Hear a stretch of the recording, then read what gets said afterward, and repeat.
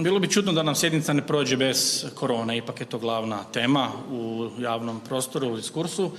Mene zanima sljedeće, obzirom da je nekoliko županija donijelo odluke o ukidanju obveze nošenja maski u školama, da li imamo kakva saznanja vezano za našu trenutnu epidemiološku situaciju, u kojem smjeru bismo mi krenuli s tim, obzirom na velike pritiske roditelja, obzirom na nesrazmjer provođenja tih mjera, u određenim školama maske se nose za vrijeme nastave, u nekim drugima se nose. Djeca se miješaju ovako i onako u autobusu na putu do škole i iz škole, da vidimo da li ćemo se pridržavati određenih uputa ili možemo ići nekakvom tezom da možemo popuštati taj dio da djeca lakše imaju i provode zapravo vrijeme na nastavi. Maske su uvijek zanimljiva tema. Jasno da s početkom nove školske godine je uvedeno niz mjera koje se tiču samih škola. Jedna je obaveza nošenja maski za učenike od 5. razreda na više. Odluka vrijedi u slučajevima kad škole nisu u mogućnosti osigurati propisnu distancu, dakle 1,5 m u učionicama, znači viših razreda i 2 metara u srednjim školama, pošto mali broj škola to može osigurati i činjenica je da većina ima obavezu nošenja maski. Očito je također da još dan danas liječnici, znanstvenici nisu zauzeli jasan stav oko korisnosti.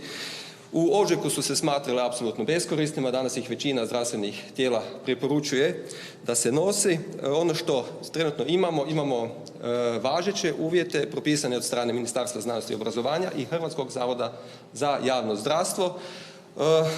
Ta odluka od 24.8. nije ukinuta niti izmijenjena, već je onda sadržavala mogućnost da na prijedlog ustanove i suglasnost osnivača uz odobrenje lokalnog stožera da se može odobriti da se u samim učionicama maske ne nose. Određene županije, mislim da su 3, Istarska, Međimurska, Koprivničko-križevačka, su tu mogućnost iskoristile, neki su ju i revidirale. Međimurska je zapravo samo i preporuku bila donijela. Činjenica da i u zemljama poput Njemačke u različitim pokrajinama isto vrijede različita pravila. Županija je svjesna da je grad Varaždin za svoje škole donio takvu odluku. Županija je malo veća, ima 33 osnovne i 13 srednjih škola, cirka 16.000 i tu smo bili pažljiviji. Upravni odjel se konzultirao isto sa ravnateljima ustanova svih i stav je bio da tijekom rujna to ne diramo, da pogledamo kakva je situacija.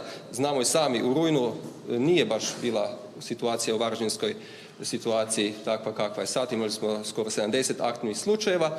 Sad je situacija takva da smo uz Istarsku najbolja županija, znači imamo najnižu stopu pojavnosti, skoro smo pa i u zelenom, taman smo negdje na 12 slučajeva u 14 dana na 100.000 i slijedom toga i da je činjenica da je kraj rujna, ispred upravnog odjela je prema školama kojima je osnivač Varaždinskih županija išao dopis da se ravnatelji ustanova očituju, predlažu li da se od listopada ide na mogućnost nenošenja maski u učionicama. Tu čekamo povratnu informaciju i ja bih sad rekao da ne isključujemo mogućnost da se vrlo brzo i donese jedna takva odluka, jasno uz preduvjet da se takva epidemiološka situacija zadrži, a i uz mogućnost da ravnatelj, ovisno o situaciji, ima pravo revidirati ili ne prihvatiti u tu odluku i jasno da svi koji žele nositi maske će ju i dalje moći nositi u školama. Evo, to je ono što je sad aktualno, čekamo odgovor i